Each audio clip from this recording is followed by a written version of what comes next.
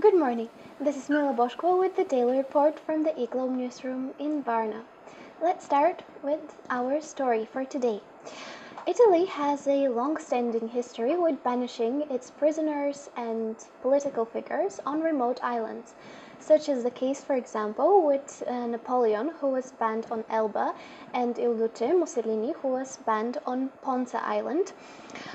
Today, Italy's last active island prison is Gorgona Island, which is situated 29 kilometers west of Livorno in Tuscany, and it holds about between 50 to 70 prisoners, some of which are convicted for some serious crimes like murder and armed robbery.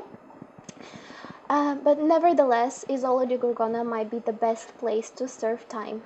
Whereas Italy's mainland prisons are so overcrowded that even the EU gave a deadline to the government to tackle the problem, inmates on Gorgona di Isola are free to roam, carry out chores, and they only need to go back to their cell in the evening for the lockdown. The island has a very interesting history. In the 4th century, it was set up as a monastic site, and that continued to develop until the 15th century, continued to grow as a monastic site until the 15th century, when the problem of local piracy was so big that the monks had to leave the island. And later on, in 1869, the island was converted into a prison for the first time.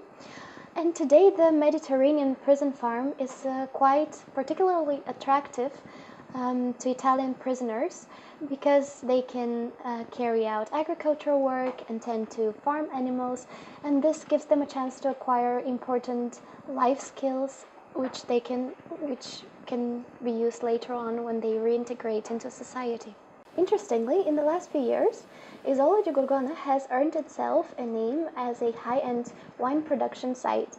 This all started when the Frescobaldis, one of Italy's oldest winemaking families, expressed interest in purchasing the old vineyard on the island and helping inmates acquire agricultural skills.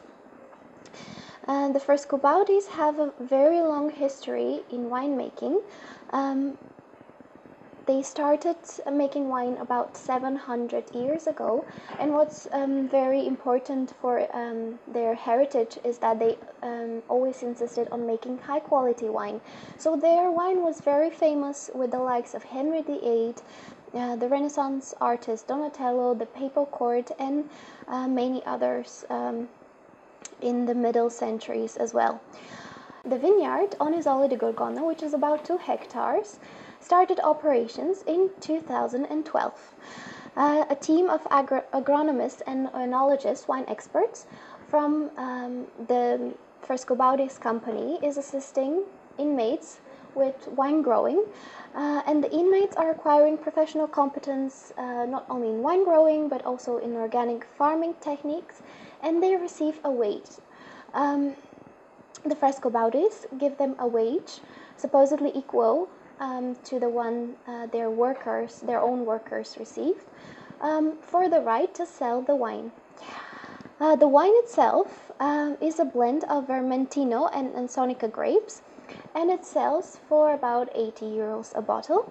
It has 13% alcohol by volume, and it is a very nice fruity white wine featuring notes of hawthorn, citrus, blueberry, and green tea.